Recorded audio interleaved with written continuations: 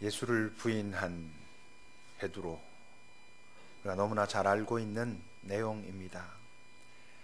그럼 베드로는 왜 예수님을 부인했을까? 실제로 지금 이 상황 바로 몇 분 전에 칼을 들고 예수님을 위해서 싸우려고 했던 사람이었었거든요. 불과 1시간도 아마 되지 않았을 거예요. 겟세마네 동산에서 예수님이 기도하시고 그때 유다가 사람들을 데리고 왔을 때 베드로가 칼을 빼들고 온 사람 중에 하나의 귀를 쳐서 떨어뜨리거든요. 싸우려고 했었다고요. 목숨을 걸고. 그랬던 그가 불과 1시간 채 왔다 갔다 하는 그 시간에 전혀 자기는 예수를 모른다고 지금 부인하고 있거든요. 왜 그랬을까? 답은 너무 당연하죠. 그때는 그렇게 하는 게 자기한테 좋아 보였고 지금은 부인하는 게 자기에게 좋아 보이니까. 왜 칼을 들었을까요? 아마도 그가 칼을 들고 앞장서면 그 모든 뒤처리는 예수님께서 하실 것이라고 그가 믿었을 것입니다. 그분의 능력을 아니까. 그래서 칼을 들고 앞장섰는데 또 베드로의 그 성향도 있고 하니까. 근데 예수님이 만류하시는 거예요. 칼을 든 자는 결국 칼로 망한다. 그러면서 자기가 떨어뜨린 그 사람 그 귀까지 다시 붙여주시면서 칼을 다 내려놓으라고 그러면서 그냥 순순히 잡혀가시는 거예요. 베드로만 당황했습니까? 아니었죠. 거기 있던 모든 제자들도 그 모습 보고는 다 도망갔거든요. 그러니까 결국 그때는 좋아서 그런 것 같았지만 그 다음에 일어나는 일을 보니까 계속 예수님 옆에 있으면 자기한테 문제가 생길 것 같은 거예요. 그러니까 지금 부인하고 있는 거죠. 우리가 예수님을 부인하는 것도 마찬가지죠. 예수를 인정하는 게, 그를 선택하는 게 내게 좋아 보이지 않으니까, 그러니까 부인하죠. 여러분, 차라리요, 우리가 살면서 다른 어떤 것도 의지할 수가 없을 만큼 깊은 어려움에 빠지면 예수님을 붙들기 쉽습니다. 다른 거 의지할 게 없으니까. 정말 그때는요, 절박하게 살려주십시오 라고 붙들게 돼 있어요. 근데 문제는 어떤 때냐 하면 내가 예수를 선택하면 나한테 어떤 손해가 일어날 때, 손해는 여러 모습일 수 있죠. 이를테면 내가 예수를 인정하는 그런 모습으로 선택을 하려고 하니까 그것만 딱 외면하면 나한테 어떤 물질적인 어떤 자리에 어떤 이익이 생길 수 있거든요. 근데 여기서 예수님과 같은 마음을 가지고 선택하려고 하면 나한테 그것이 손해가 생기는 거예요. 그뿐만이 아니죠. 또는 내가 예수를 선택하면 나한테 어려움이 닥칠 수 있어요. 시간적으로 내가 사용할 시간을 뺏기는 것 같아. 내가 예수님을 선택하면 내 안락함이 좀 흐트러질 것 같아. 내 나름대로 세워놓은 계획이 깨질 것 같아. 시간, 물질, 또는 나의 어떤 정성, 이런 것들을 다른 데 뺏길 것 같거든요. 그럴 때 어떡합니까? 눈만 딱 감으면 내 거를 빼앗기지 않고 내 그 가지고 있는 틀을 흐트러뜨리지 않고 그렇게 할 수 있거든요. 그럴 때 우린 예수를 부인할 수 있어요. 예수를 선택하려고 하면 이 짜릿한 즐거움, 짜릿한 쾌락을 놔야 될 것 같아. 그러니까 그때 눈 딱 감고 예수를 좀 부인하면 여전히 나는 그 자극과 즐거움과 쾌락을 누릴 수 있거든요. 그러니까 그때 우리는 예수를 부인해요. 실제로 베드로는요, 자기 목숨과 관련된 상황이었었잖아요. 우리에겐 그런 상황은 별로 없어요. 우리가 예수를 부인하기 때문에 또는 예수를 지켜야 하기 때문에 우리의 목숨이 왔다 갔다 하는 경우들이 그렇게 있나요? 지금은 적어도 이 사회 속에서는 별로 없지 않습니까? 그래서 여러분, 초대교회 때의 신앙의 핵심은 become Christian이었어요. 예수 믿는 자가 되는 것. 예수 믿는 것. 다시 말하면 그때 신앙의 핵심은 내가 예수를 믿습니다라고 하는 그 고백 자체였어요. 근데 지금은 그렇지 않죠. 지금은 become Christian이 어려운 게 아니고 be Christian. 크리스찬으로 살아가는 것. 그러니까 초대교회 때는 예수를 부인하는 것이 말로 하면 되는 거였어요. 내가 더 이상 예수를 믿지 않겠습니다. 그러면 되는 거였어요. 초대교회 때는 자기 신앙을 지키는 본질이 난 예수를 믿습니다. 나의 이 신앙을 포기할 수 없습니다라고 하는 고백 자체가 그의 삶의 위기의 자리였어요. 근데 지금은 그렇지 않아요. 지금 뭐 내가 예수 믿습니다가 뭐 대단하겠어요. 지금은 우리의 신앙의 진위는 뭐로 가려지고 판명되냐 하면 우리의 삶의 자리에서의 선택, 실제적인 나의 어떤 선택에 의해 가지고 내가 예수를 믿는 자인지 예수를 믿지 않는 자인지, 예수를 내가 인정하는 자인지 예수를 부인하는 자인지가 판가름 난다고 하는 것이죠. 예수를 부인한다는 건 다른 말로 하면 뭡니까? 나는 예수와 관계가 없어 라고 선언하는 것이 예수를 부인하는 것입니다. 여러분, 오늘 본문 57절을 보세요. 베드로가 부인합니다. 근데 어떻게 부인합니까? 여자여, 내가 그를 알지 못한다 그래요. 나는 그를 몰라. 나는 그와 관계가 없어. 그게 예수를 부인하는 것이죠. 우리들이 예수를 부인하는 게 바로 그런 거예요. 말로 하는 거라기보다 우리는 내가 선택할 때 나 예수랑 관계없어. 예수가 원하는 선택 내리지 않아.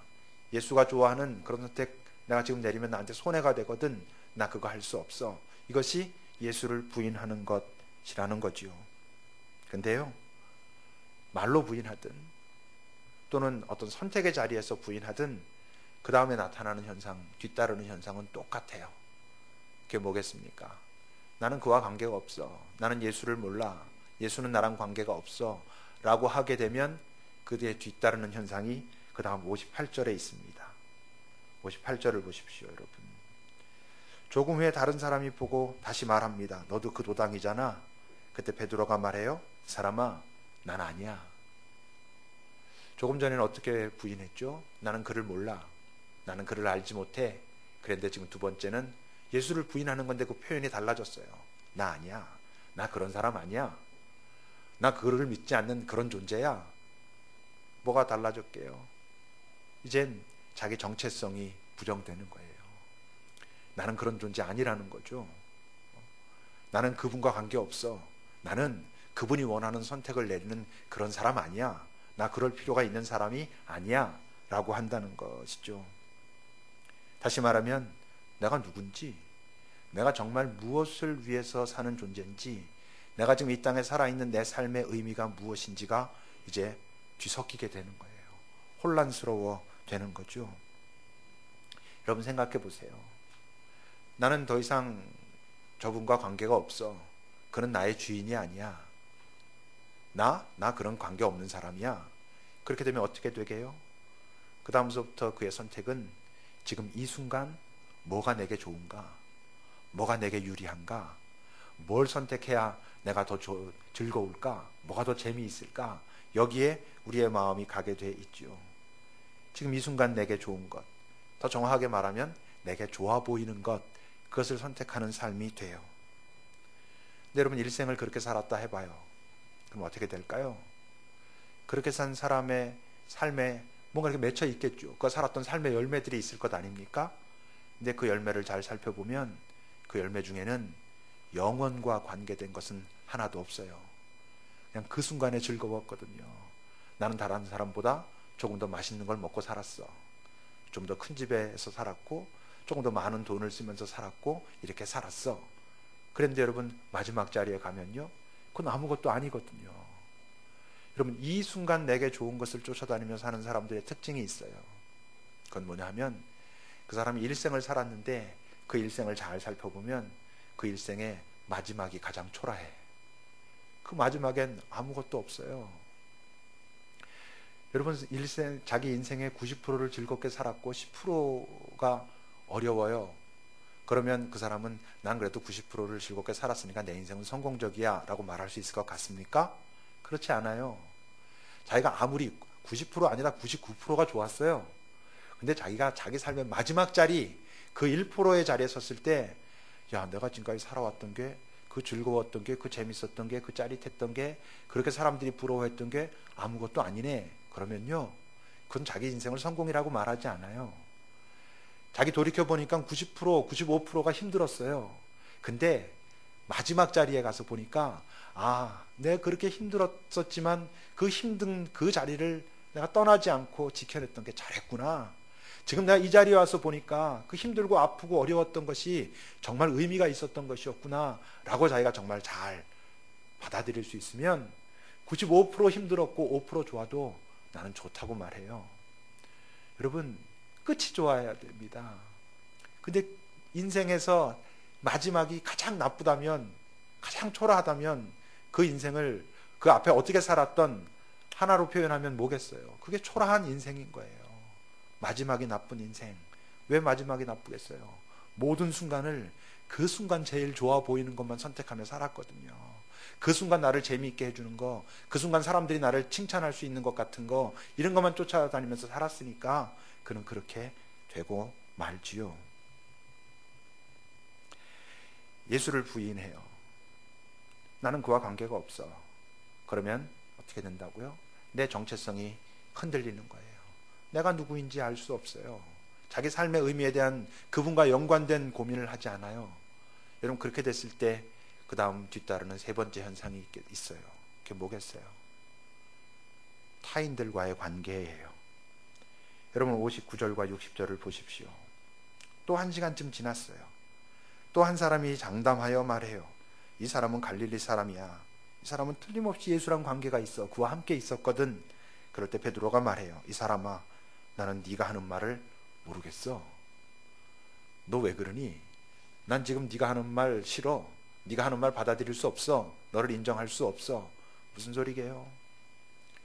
예수를 인정하지 않고 그래서 자기 정체성이 흔들리면요, 사람들의 관계를 맺는 기준이 뭐가 되는 줄 알아요? 그가 옳은가? 그게 아니에요. 이 사람이 나에게 우호적인가? 내가 이 사람과 관계를 맺으면 내게 유리한가? 이렇게 되게 돼 있어요. 그래서 여러분, 이 세상의 많은 관계들이 그렇게 이루어져요. 이 사람이 내 앞에 있기 때문에 내가 사랑해야 되는 대상이라고 받아들이는 사람은 거의 없어요. 많지 않아요. 어떠냐면, 내가 이 사람이랑 관계를 맺는 것이 나한테 유리할까? 좋을까? 여러분, 이 땅에 많은 결혼도 그렇게 시작되잖아요. 이 사람이랑 결혼하면 내가 좋을까? 다 그렇게 이기적인 관계로 시작돼요.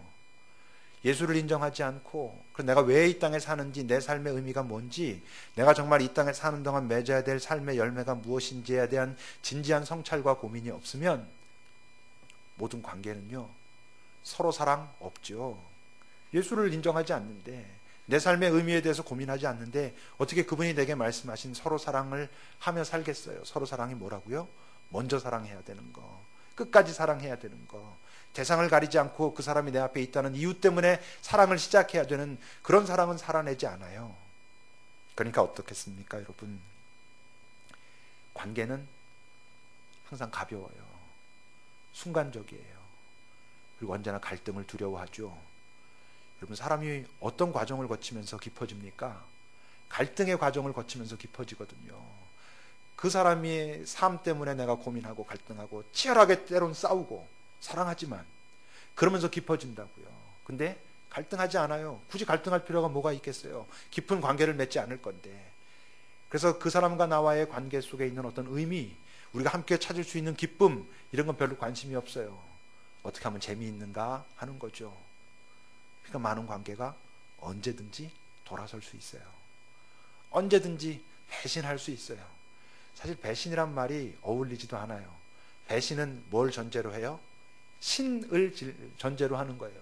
믿었던 것을 전제로 하는 거예요. 믿었던 것이 어긋났을 때 배신인데 애초부터 별로 믿지 않았거든요. 그냥 언제든지 자기한테 불리하거나 불편하면 돌아서는 그런 관계를 맺고 있어요.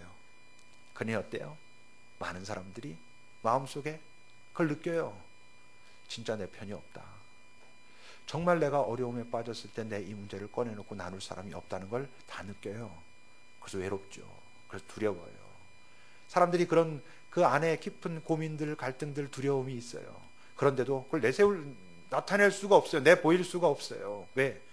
그걸 내보이면 뭔가 사람들한테 무시당할 것 같거든.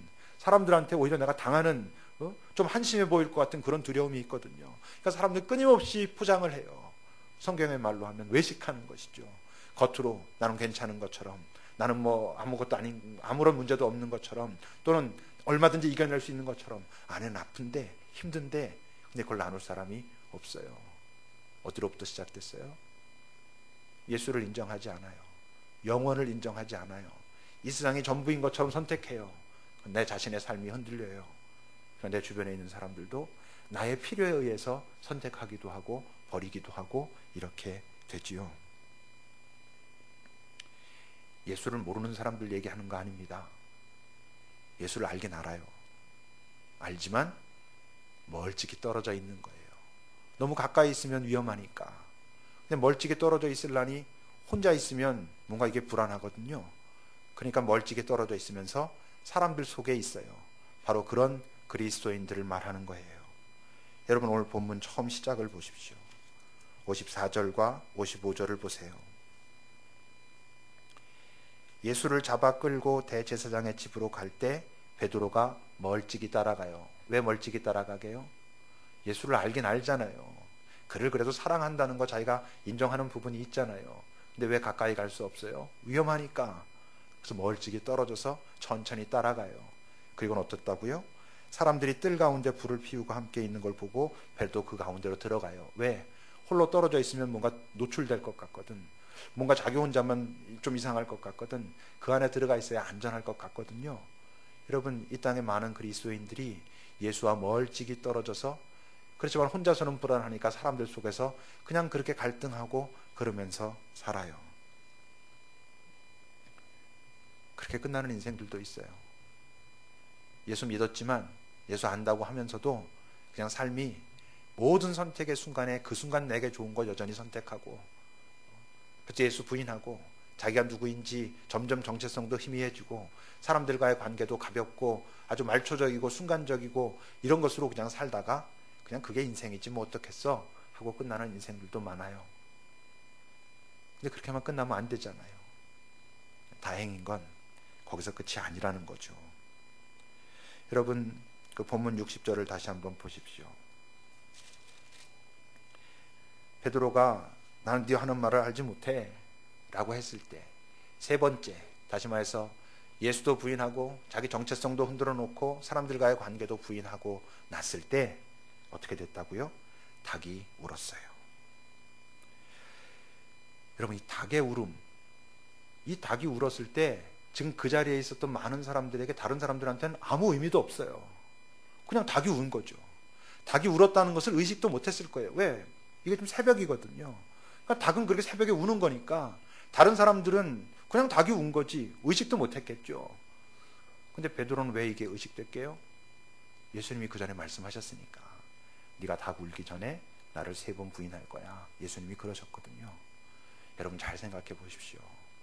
예수님이 베드로에게 먼저 그 예언을 하신 그 예언이 얼마나 깊은 사랑과 섬세한 배려였는가. 예수님이 그 말씀 먼저 하신 게 나중에 싹 부인하고 나면 거봐 이 자식아, 내가 너 그럴 줄 알았어 임마 라고 비웃고 비아냥대고 혼내려고? 아니죠. 예수님이 먼저 말씀해 주셨었기 때문에 그 울음소리가 베드로에게는 덜컹하는 소리로 들린 거죠. 아, 내 주님이 이렇게 말씀하셨던 게 정말 내가 그렇게 하고야 말았네? 이랬을 거 아니겠어요. 이 울음소리를 우리도 들어야 돼요. 여기 있는 여러분들 중에서도, 여기 있는 우리들 중에서도 실제로 여러분 삶의 선택에서 만날 마음은 안 그렇고 싶다고 하면서도 실제로 이제 선택해야 되는 바로 그 순간이 되면 예수를 부인하는 선택을 하는 사람들 여기 많이 있지 않아요? 그러다 보니까 자기가 누군지, 정말 자기 삶의 의미가 무엇인지에 대해서 깊이 직면하고 고민하고 이걸 자꾸만 회피하지 않아요? 괴로우니까. 그러다 보니까 주변에 있는 사람들과의 관계가 여전히 피상적이고 가볍고 자기의 유익에 따라서 관계를 설정하고 이러지 않나요? 그렇게만 끝나면 안 되잖아요. 울음소리가 있어요. 우리들 내면에서 들려올 수도 있고, 누군가 내 옆에 나를 사랑하는 어떤 친구를 통해서 주님께서 말씀하실 수도 있고, 지금 이 예배가 여러분들한테 들려주시고자 하시는 주님의 베드로가 들었던 닭 울음소리일 수도 있지요. 근데 닭 울음소리만 들으면 끝나나요? 끝나지 않아요.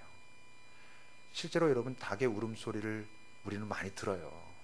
우리 안에 뭔가 모를 불안함, 뭔가 공허함, 외로움, 이거 아닌데, 이런 것들, 내 주변에 있는 어떤 친구나 친구의 삶을 통해서 느껴지는 어떤 덜컹, 예배 때 하나님께서 내게 말씀하시는 어떤 음성이나 찬양이나 기도나 어떤 순간에 내게 오는 어떤 그 느낌들,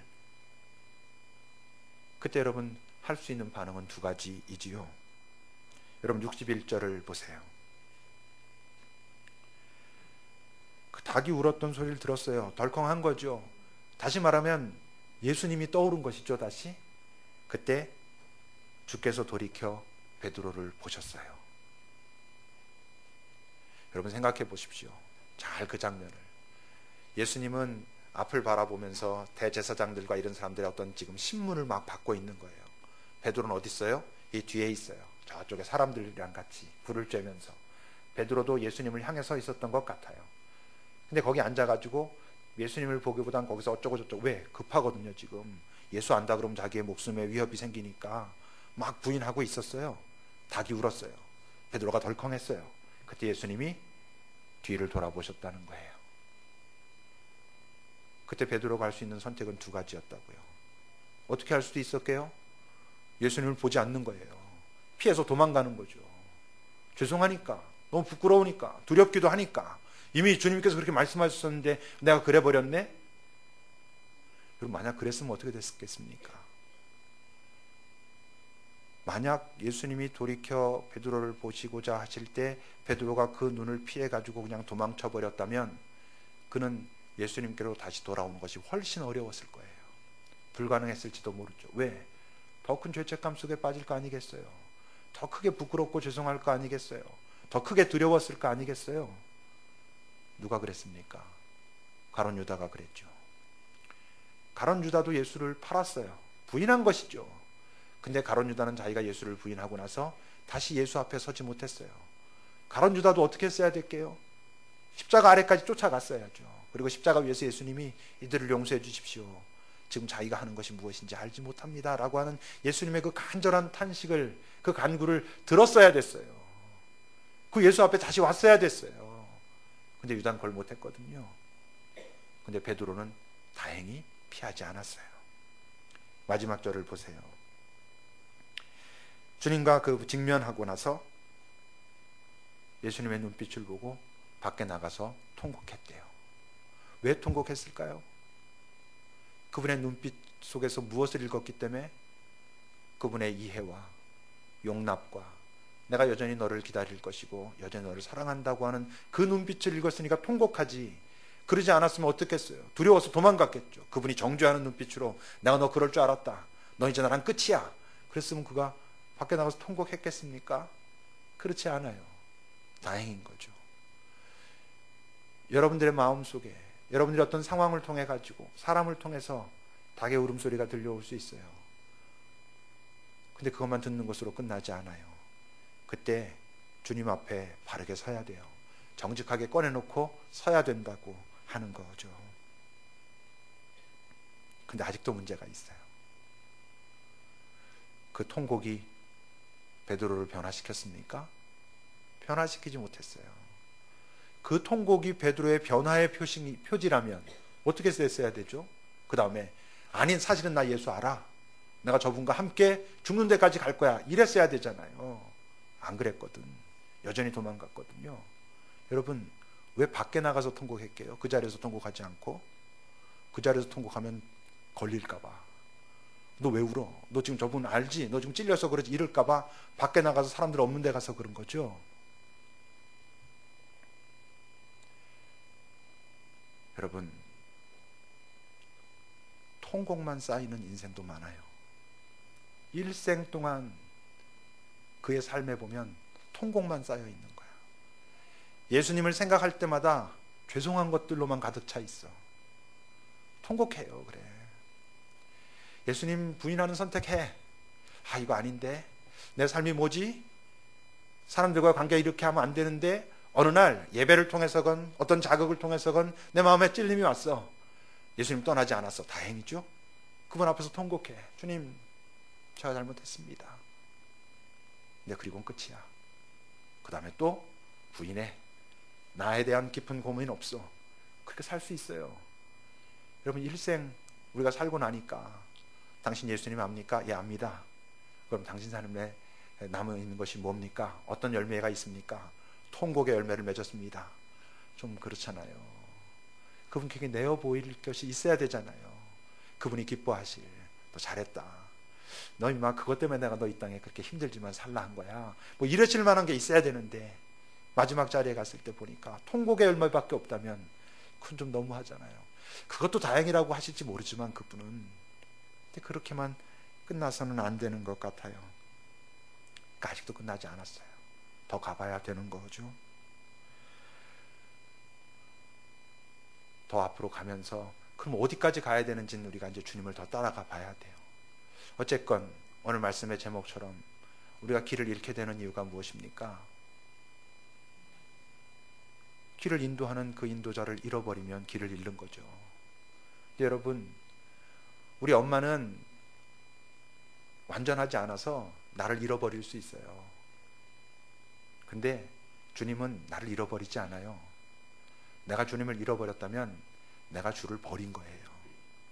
그 인도자가 나를 잃어버린 게 아니고 내가 그 인도자를 버렸을 때에만 나는 그분을 놓쳐요. 그러면 우리 인생의 길을 잃는 거예요. 내가 나를 잘 모르는 것도 주님을 부인하는 것과 같다는 거예요. 내 주변에 있는, 옆에 있는 사람을 잘 사랑하지 못하는 것도 주님을 부인하는 거랑 같다는 거예요. 근데 그러면 우리는 우리의 인생의 길을 잃어요. 우리가 왜 그분을 부인하고 버린다고요? 여러분들 삶에 고난이 다가왔을 때 그 고난을 피하는 것이 첫째 목적이 되면 여러분들은 주님을 버릴 가능성이 많아요.